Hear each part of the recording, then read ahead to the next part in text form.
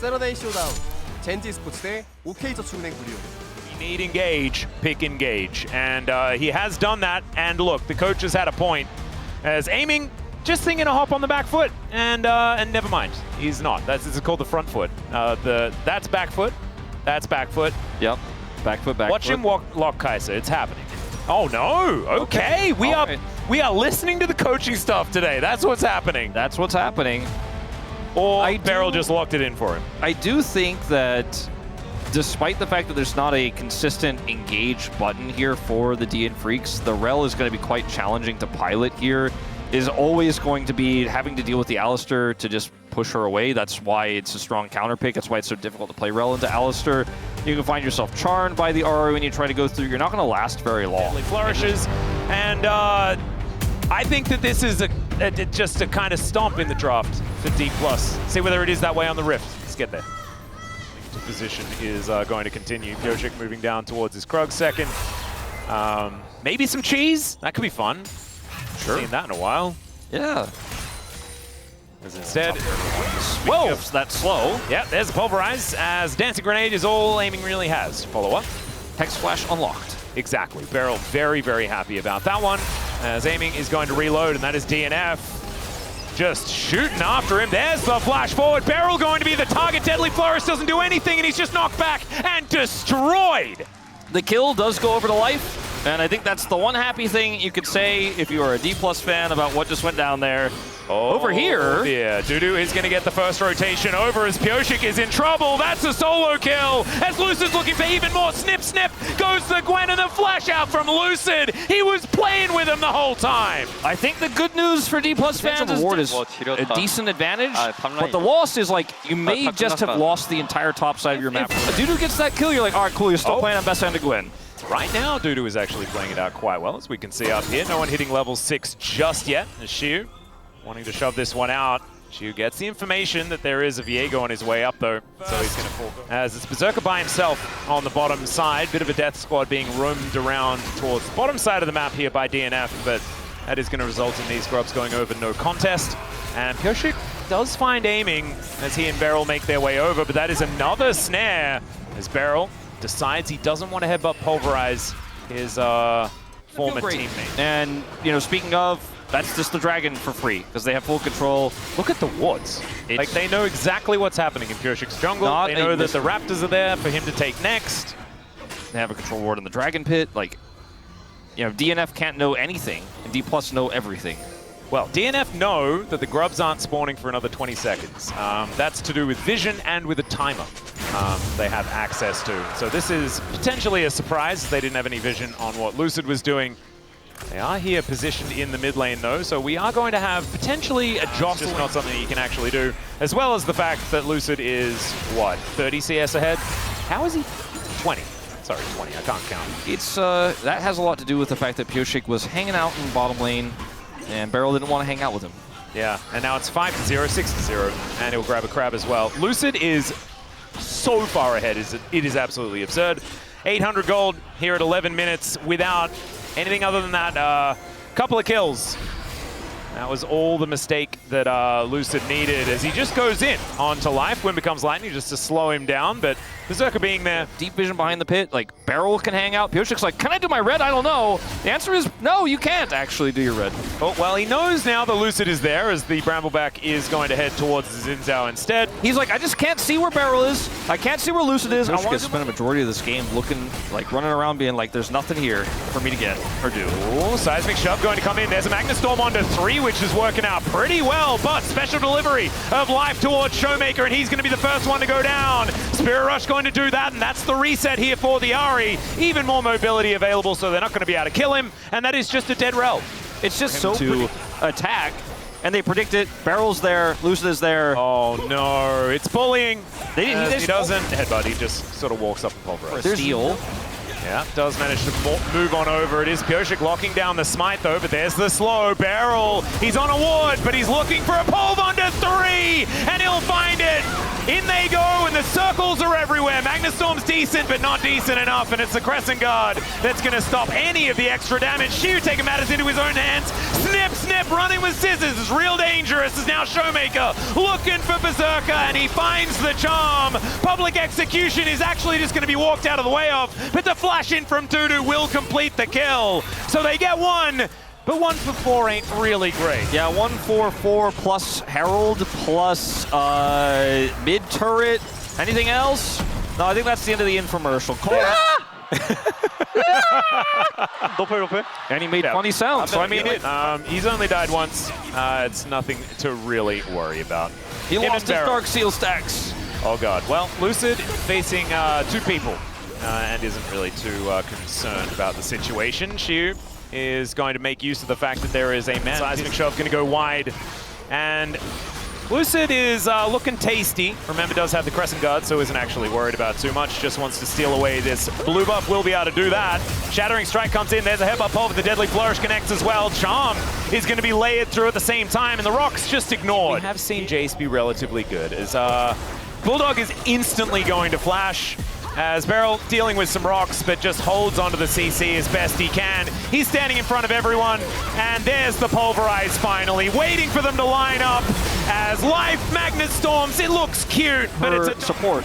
Means that, I mean, the game is just unplayable, and D+ just go, oh, we're on the top side, because guess what the objective is? Top this side. Could be a red buff.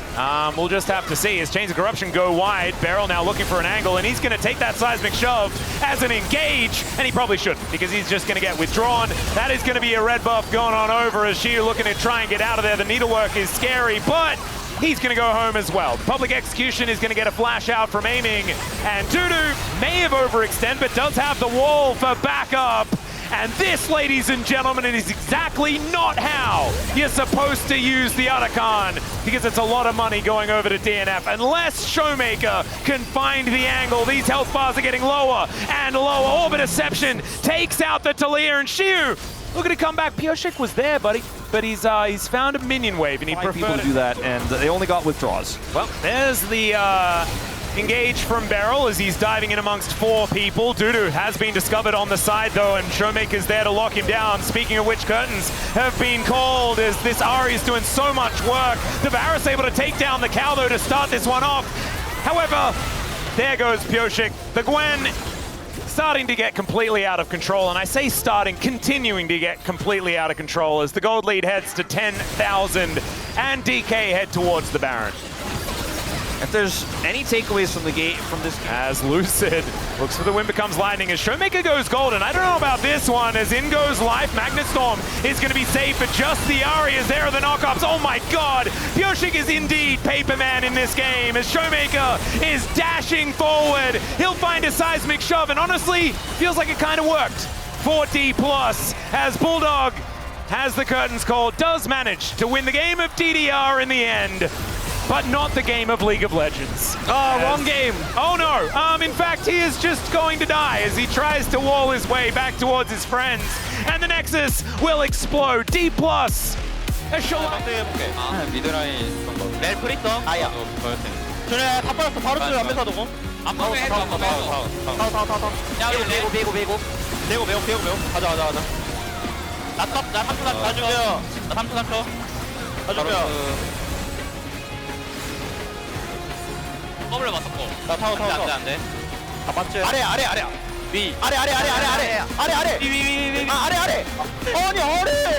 미안하다. 기린.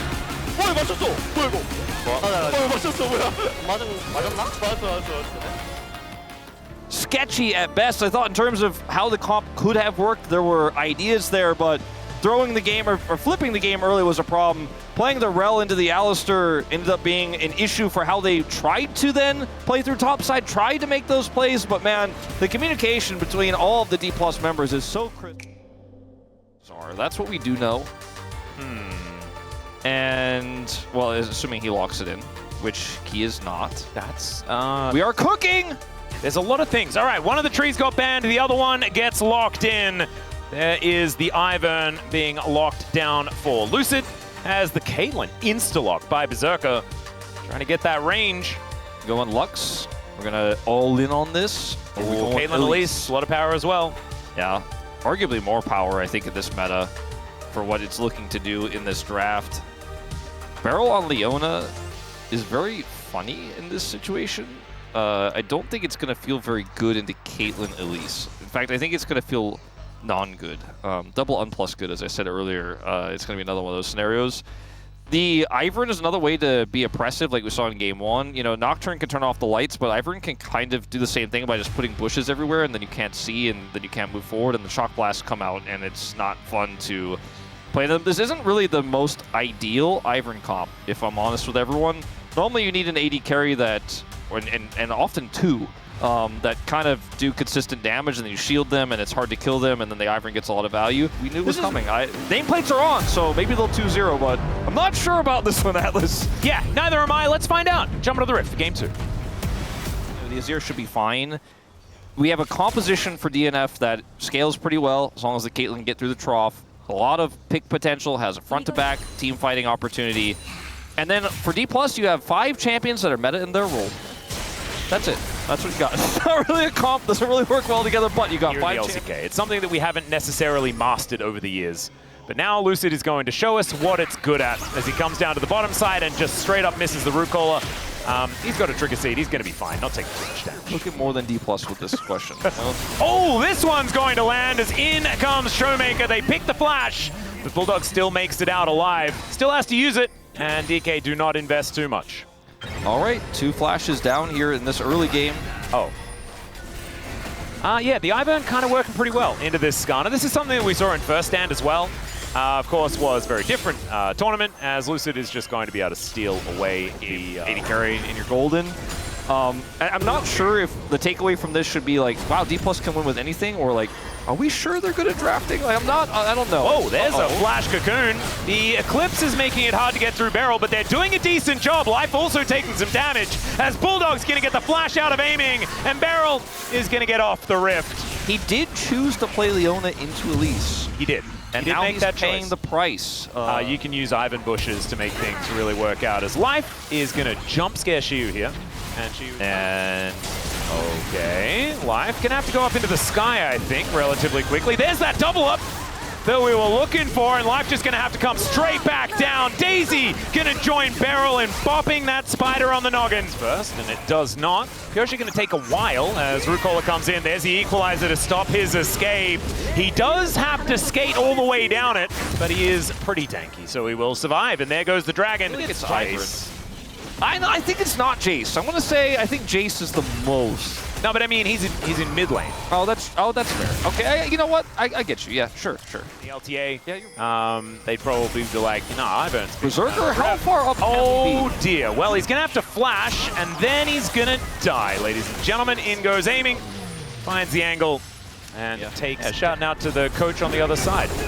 All right, Dudu not going to really find too much here as Shiu is just continuing to cook.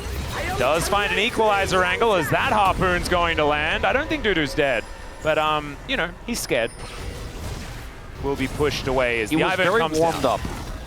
Microwaved. Yeah. Speaking of which, Solar Flare going to connect onto Life here, as I don't think they'll have enough chain CC. As in comes Pyoshik, good flash out from Beryl, who's looking to try and sidestep, wants to find an angle here, I guess, but instead just going to die. And Bulldog going to collect that kill. Pyoshik or DNF. Lucid is still making friends with all of this stuff on Pyoshik's side of the map. Yeah. He's taken away a lot of camps, but actually finds himself down on farm a little bit. All right, Daisy going to come on over. Life going to use Lucid as a way to taxi out of this one. Still has to flash, and there's the root caller. That's going to land as there's a knockup from Daisy as well. Aiming's going to move in. There's a bullet time as the Elise will survive, at least for now. And Daisy's going to not actually give over any money. Solar Flare almost finishes off the Elise. That was so cute. I love how Dudu's just like, might have been on cooldown. Either way, he lives, and Skarner? Yeah, Lucid looking to make his way in as Aiming's over here as well. Doesn't have ulti, remember, as Beryl.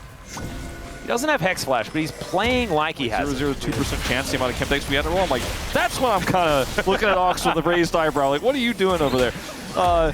It's always a 25% chance. Bulldog is in a little bit of trouble. Does have his flash available though, and the Root Ball's not going to connect. So And there goes the Rift Herald. Yeah, his teammates are pretty nearby, so he gets out. And this is going to be a Herald right away, straight away dropped in the mid lane. They're looking for a play on the barrel. Yeah, Barrel presses W, and he's going to be absolutely fine. That was just, could that be considered like Herald negligence? Is that a Herald just abandoned? Like what, look at the mid lane, he's just like aiming is like, oh, like, okay. Does get a charge. He did get a charge, actually. Almost did not fight. Yeah. Walked away. And they're scaling, which they are actually scaling. I mean, the Caitlyn is kind of in the trough right now. Azir's about to hit 2 items. Will be pretty strong once he has that Leandri's completed. But they just gave up a turret for free. Some point. Okay, here it is. Find the angle on the barrel. He does have a lot of tools here as the bullet time comes on in. Solar Flare is going to lock down Berserker, and then he's cooked. Now Dudu looking for a little bit of an angle. Who is he going to go all out on? That's the question. As the feats of strength have come in, he actually just pulls Beryl to Narnia, but he might need to use that as an opportunity to get the heck out of dodge, as D+ just push them out of their own jungle and look to head over towards the first Chemtech Dragon of the game. Feats of strength for D+ as well. And it was just not a great setup for DNF. You know, if they wanted to fight for that, I think they had to really force their way in a little bit earlier, and then they retreated through a choke point against a lot of AoEs. Maybe this is an angle, but maybe not. Wait, they need a reason to go there. Hex Flash Elise. They should have put a control ward in the middle of the lane so that Showmaker came down and took it. This is decent, but it's not fast enough. I mean, there will be a contest from D+. Yep, in comes Baron, and now it's going to be a 50-50. Lucid in position. Daisy getting amongst it as well as the equalizer. Surely going to come down, and there it is. Perfect position as well as Dudu's wandering down it. It is still just going to be that 50-50 on the Otacon. We'll see who manages to pick it up as Pyoshik able to get the smite, but immediately 4 of them are recalled. Make that 5. And D+ say, well, you guys are back in base. Maybe we'll just take Baron. Yeah, that they will. So you got the Otacon. You're back up and alive. But it's too late to stop Baron. As fast as you may run with all the legs that this composition has that we identified earlier, they still can't get here fast enough. Yeah, just minus a little bit more gold. Yep. Life down to 50%. It's in goes Beryl. Okay. Pyoshik not wanting to engage onto him, but Beryl looks for an angle, and he is going to die. Equalizer going to be the answer as aiming just flashes away from Bulldog. Bulldog not going to be in too much trouble, though, as the rest of TK now on the engage. Pyoshik finds an impale, but unfortunately he's skewered himself, and Showmaker takes that as an opportunity to go forward. Dudu going to be the result of that aggression, and Bulldog has to go back into his base to try and dodge the shock blast. He does so, but now aiming is just dashing after his opposition with impunity. Mega Blast Cone, that's the kind that Valdez likes. Yep, it's the engage Cone Wolf. Valdez is even okay with that, as Berserker gonna have to flash, but then he has no way out of this one. Bulldog comes on over and does lop down the tree, but then he just gets burnt as Showmaker's in the mid lane. It was a lot of fun when we saw it. It was having a listen to D+ after this. They look so relaxed. Making you okay. Well, there we go. I guess relating to the Blast Cone play. Perhaps. This is not looking good for DNF. Well, the equalizer certainly follows suit on that one. Beryl continuing to do what he wants as aiming is impaled, lasts for a very long time, as now Bulldog also in trouble. Duda goes in, and it's Chiu that's actually the main damage as he flashes forward and barbecues the whole team. There's a Quadra. He's looking for a Penta as he goes golden at the last possible moment, and there is the Pentakill for Chiu. The shield! I told you it was the Rumble Ivern comp! It's the Rumble Ivern comp! He went Riftmaker Leandri's, he did it! We solved it, it was a comp, Atlas! It was real!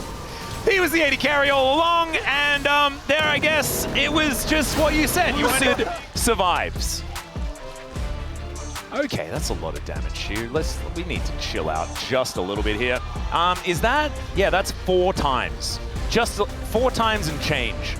His opposition, of course, Dudu not going to do a massive amount of damage as a Cassante anyway, but putting things into perspective, no one did half Chiu's damage in that game. Game 1, Lucid took over the whole game off of a topside 2v2, took all the camps away. 맞습니다. D 플러스 기아입니다. Thank you very much, guys. This is Dear for the POM interview translation, joined by Lucid on the side of D plus Kia. Congratulations! 정말 많은 팬분들이 이렇게 환호성을 보내주고 계셔요. 그리고 There's so 오늘 many POM 또 fans 두 번째로 받게 됐는데요. going so loud for you. What a clean 2-0 victory. How do you feel? 승리할 수 있어서 너무 좋고 또 POM And being able to win in front of so many fans and getting a POM on top of that and hearing the loud, rowdy crowd makes me so happy. In game 1, you were so incredibly ahead of the enemy Viego, and your Xin Zhao was actually 4,600 gold ahead. So, at which point do you think the gap started widening? I had no idea that the gap was that big. But I think what really caused that was when we were at level 4, the gank or the moment that we were trading and getting the kill actually started that gap, and it snowballed from there. And in game 2, you took Rumble and Jace and even took Ivern. And that was possible due to the wide champion pool D plus Kia has. So can you share how the conversation went during the draft? No, I'm not sure up to how much we can share, but because our teammates are so capable of so many different champions, I think it was just a combination of everybody's input.